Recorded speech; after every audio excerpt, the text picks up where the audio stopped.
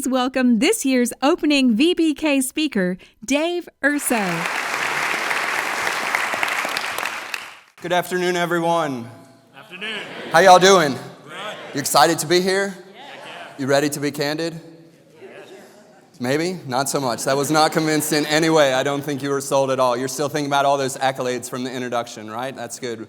We want to know what that power is. Well, I'm excited to be here. I was talking to my son this morning about the speech. He said, "Dad, you going to start with a joke?" I said, "I don't have a joke prepared at the beginning." He said, "You got to tell a joke. So should we do a joke?" Yeah. All right, knock, knock. Tank. You're welcome. Okay, thank you all so much for your time. No, I'm just kidding. I just wanted to make sure you guys were tank who? No. All right, it didn't work that much. I'm so excited to be with you all this afternoon. Are you glad to be here? Are you ready to learn something? Do you know I'm going to make you stand up multiple times in our 3 hours together? So if you have things on your lap, you can start now by finding other spots to put them as we try to make this a meaningful time that we can share together. But you are about to hear from a nationally renowned author who's going to change the way we think about our organizations, our leadership, and the lives we lead. It's going to be phenomenal, and we're going to be better as a result of having been here today. My job is to grease the wheels a little bit, which is really easy when there's such amazing talent coming right behind me. Today, I'm going to give you 3 challenges that I hope you can implement as a result of spending the time with us today. The first is about understanding that it starts with yourself. The second is finding the courage to actually implement what you're challenged to do. And the third is committing to do one thing differently. And that's the path I want to walk you down. The first challenge that I told you about is realizing it starts with yourself. For a lot of us, we do not realize we cannot be someone else's hero until we slay our own dragons. A lot of leadership is about reflecting on our own experiences first. What do we do well? What do we struggle with? How are we trying to change our community and the spot we're in? That involves vulnerability. That involves being willing to have a reflective look at our own personality, our own experiences, and push ourselves to look differently. A major research institution recently did a study in which they looked at mid and senior level management across America and found that 94% of these individuals engaged in little to no personal reflection on an annual basis. That study doesn't exist. I made it up for the purpose of making a point this afternoon when I'm with you. But it sounded convincing, didn't it? Because we realize we don't do it. It's not natural to go hike up Old Rag and think about, am I leading the right way? Am I parenting the right way? Am I changing lives as I intend to? But having vulnerability is what puts us in the ability to actually make that implementable difference in the lives of those we touch on a regular basis. I don't know how you go after that, but for me, it's all about the mentorships I pursue. The people I let closest to me, who I ask to challenge me and push me to think about the world in new and different ways. The truth about real mentorship is it's not a venting person who simply endorses everything you're already thinking, but challenges how you think. How are you exposing yourself to people who will fundamentally say, I hear what you're saying, but have you considered a different path? Have you pushed a different button? Have you done this in the past and asked for a different result, then it's try to go a different way? We have to surround ourselves by people who intentionally push us to be different, greater, and better.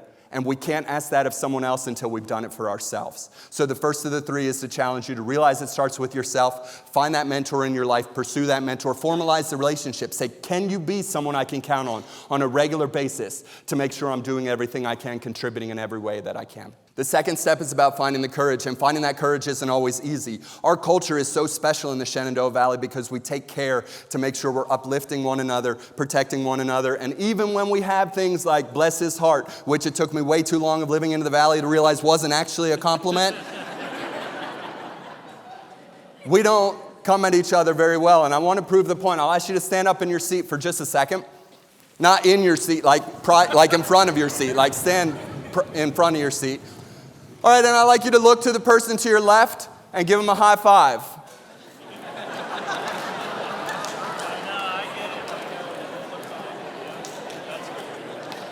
All right, if there was no one to your left, you can ad-lib a little bit. I trust you, Shenandoah Valley, that you can get this right. I want you to turn to the person to your right, give them a handshake.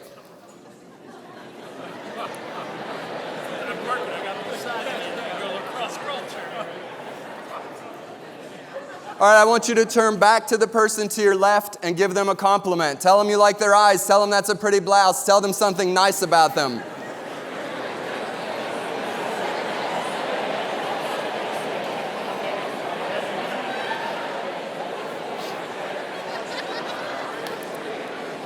All right.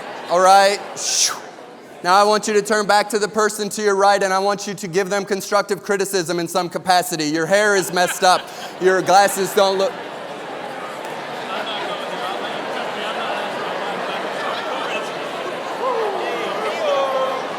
All right, just stop. Just stop.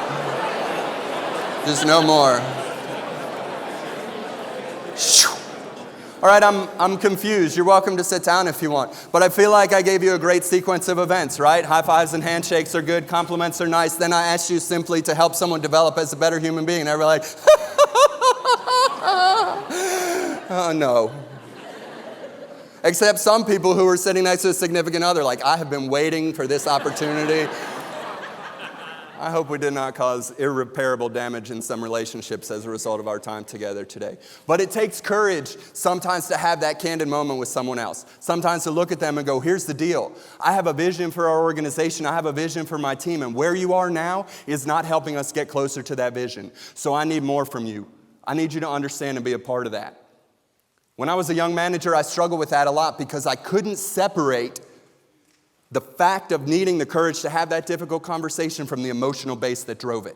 And I found myself in trouble in a lot of times because I would be losing sleep for nights before I had to do that. I would find myself crying in a car after I had a difficult conversation with someone.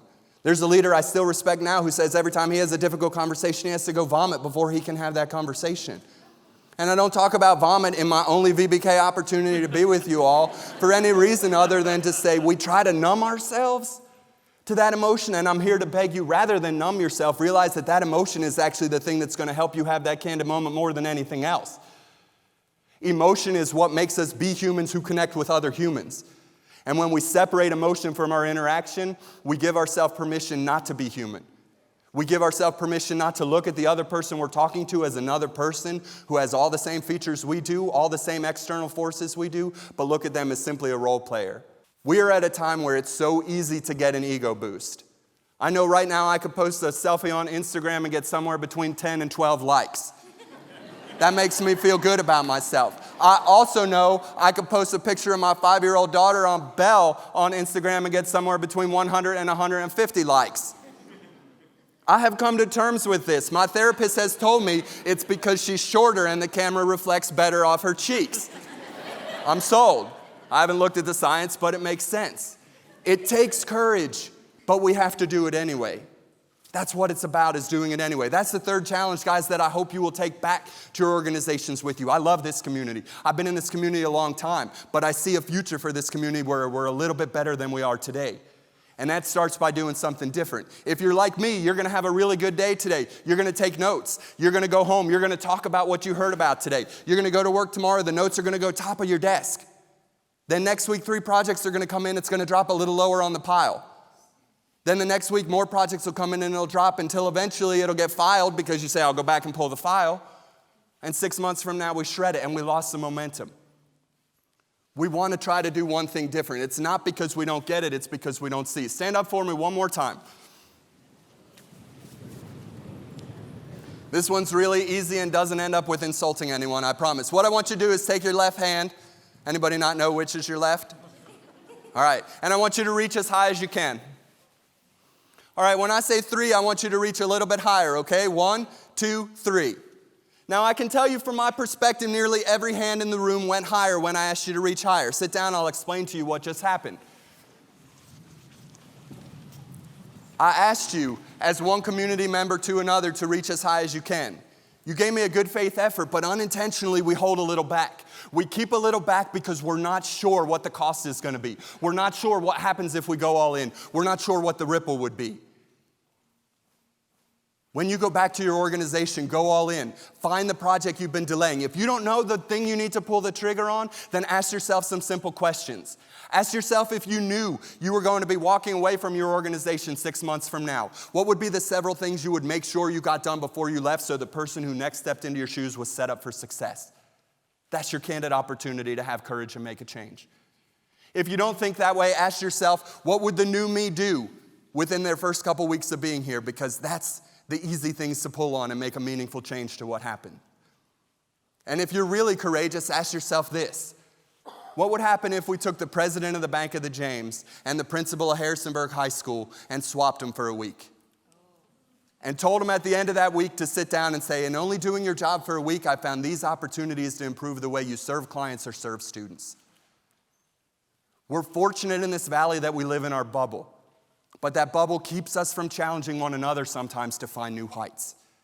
If we commit to these three things, doing the self-reflection that pushes us further, finding the courage to actually move forward on projects that have stalled and growth that is stunted, and doing one thing differently as a result of being here today, our community will grow alongside us. And much like you, that's a community I would love to live in, be in, raise my family in, and spend the rest of my days in. Thank you all so very much. Thank you.